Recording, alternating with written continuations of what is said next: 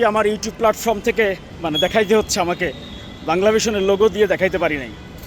এটা হচ্ছে যে আমাদের গণমাধ্যমের দৈন্যতা। আমি আমার কাজটুকু করে গিয়েছি। দীর্ঘদিন ধরে সে বলছে টেলিফোন ঠিক আছে, তো আপনারা তো নিজের ফোন থেকে এখন বেগম খালেদা জিয়ার এই বাড়ি থেকে উচ্ছেদের সেই রিপোর্টটি প্রচার করতে আমাকে 3-4 মাস অপেক্ষা করতে হয়। বাংলাভিশন ক্যামেরা পর্যন্ত দেয়নি। আমি নিজের মোবাইল ফোন দিয়ে পিটিসি রেকর্ড করে এরপরে টেলিভিশনে প্রচার করি। বাড়ি উচ্ছেদের সেই রিপোর্টটি কোনো রকমে প্রচার করতে পারলেও রেড টেলিফোনে সেই রিপোর্টটি আর প্রচার করার সুযোগ হয়নি। এই অনুভূতিটা কীভাবে প্রকাশ করা যায়, এটা হলো চিন্ময়টি সম্মেলন কেন্দ্রের যে হলরুম থেকে বের হলাম।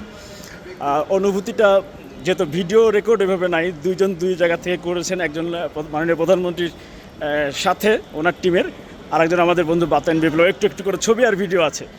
মাননীয় প্রধানমন্ত্রী নিজে মানে এগিয়ে এসে আমার হাত এবং মাথায় হাত দিয়ে এবং হাত ধরে আমার প্রত্যেকটা রিপোর্ট অসাধারণ, এবং মানে ওনার আম্মার স্মৃতি, ওনার স্মৃতি, মানে এগুলা আমি আপ্লুত। সত্যি কথা, জীবনে আর কিচ্ছু চাওয়া পাওয়ার নাই। আমি বললাম আর কোনো কিছু চাওয়া পাওয়া প্রত্যাশার কোনো কিছু নাই। আমরা কয়দিনই বা বাঁচি, তাই না? কিন্তু দুর্ভাগ্য যে মাননীয় প্রধানমন্ত্রী আমার ইউটিউব প্ল্যাটফর্ম থেকে, আমার ফেসবুক প্ল্যাটফর্ম থেকে উনি রিপোর্টগুলো দেখেন বা দেখতে হচ্ছে ওনাকে, মানে দেখাইতে হচ্ছে আমাকে বাংলাভিশনের লোগো দিয়ে দেখাইতে পারি নাই। এটা হচ্ছে যে আমাদের গণমাধ্যমের দৈন্যতা। আমি আমার কাজটুকু করে গিয়েছি। হ্যাঁ, এইটুকু হচ্ছে আমার প্রাপ্তি। মানে প্রধানমন্ত্রীকে আল্লাহ অনেক হায়াত দাস করে সুস্থ রাখুন।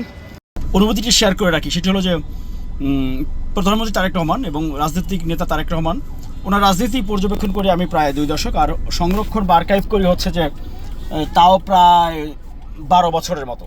আমি ওনার কথার ভাবার্থ বা মূল অর্থ সেটি আজকে আমি শতভাগ নিশ্চিত হয়েছি যে আমি যে পর্যবেক্ষণ করতাম, আমি যেই উনি কী চান বা উনি কী বোঝাতে চান, ওনার রাজনৈতিক দর্শনটা কেমন, আগামীতে কী করতে হবে, সেই দিক নির্দেশনাটাও আমি বুঝে ফেলি। পরিবার তো মা সবারই কাছেই তো আসলে উনি রাজনীতি করার বেলা যে চেপে রাখেন দুঃখ কষ্টগুলো, কিন্তু আজকে আমি সেটি বুঝতে পারি যে ওনার মাকে নিয়ে আমি যে প্রতিবেদনগুলো করেছি, ওনার মায়ের এবং ওনার পরিবারের যে আত্মত্যাগের দৃষ্টান্তগুলো আমি তুলে ধরেছি, সেটি যে আসলে একেবারে ওনার মনের ভেতরে গিয়ে লেগেছে, ওনার মনের কথা, ওনার কথা, এটি আজকে আমি জানতে পেরে আমার আসলে আমার কাজের সার্থকতা এটি বলা যাবে। আল্লাহর কাছে শুকরিয়া আদায় করি। আমি আসলে প্রধানমন্ত্রী তারেক রহমানের সঙ্গে দেখা করার জন্য কখনোই আমি চেষ্টা করিনি, ব্যক্তিগতভাবে সুযোগ থাকার পরেও করিনি। আমার ইচ্ছা ছিল বাংলাভিশনের মাইক্রোফোন হাতে এয়ারপোর্টে ফার্স্ট লুক, হয়তো বাংলাভিশন ক্যামেরা মিরাজ হোসেন গাজী এভাবে থাকবো। যাই হোক, আমার সুযোগই হয় নাই ওনার অ্যাসাইনমেন্ট কভার করা। বেগম খালেদা জিয়া অসুস্থ ছিলেন, সেইটাও সুযোগ হয়নি, দেওয়া হয়নি সুযোগ। বেগম খালেদা জিয়ার জানাজাও কভার করার হাতে পায়ে ধরেছি, তারপরেও বাংলাভিশনের বার্তা বিভাগের কর্তারা আমাকে দেয়নি। তাদের উদ্দেশ্য ছিল যে তারা আমাকে যেভাবেই হোক বাংলাভিশন থেকে বিদায় করবে। আমিও চেষ্টা করেছিলাম না কুচিয়ে টিকে থাকার জন্য। শেষ পর্যন্ত আসলে না কুচিয়ে টিকে থাকা আসলে কতক্ষণ যায়, আমাকে পরে ছাঁটাই ওনারা করেছেন। আমি আমার কাজের ক্ষেত্র নিয়ে, আমি আমার চেষ্টা নিয়ে লেগেছিলাম, লেগে আছি, এবং আরও বেশি করে লেগে থাকবো, আরও আত্মবিশ্বাসী হয়ে লেগে থাকবো। আমার যে পর্যবেক্ষণ, আমার যেই ওই যে ওনার কথা এবং রাজনীতির যে ভাবার্থ, আমি যে শতভাগ আমি নিশ্চিতভাবেই যে বুঝতে পারি, সেইটা জানার পরে আমার আত্মবিশ্বাস আরও বেড়েছে।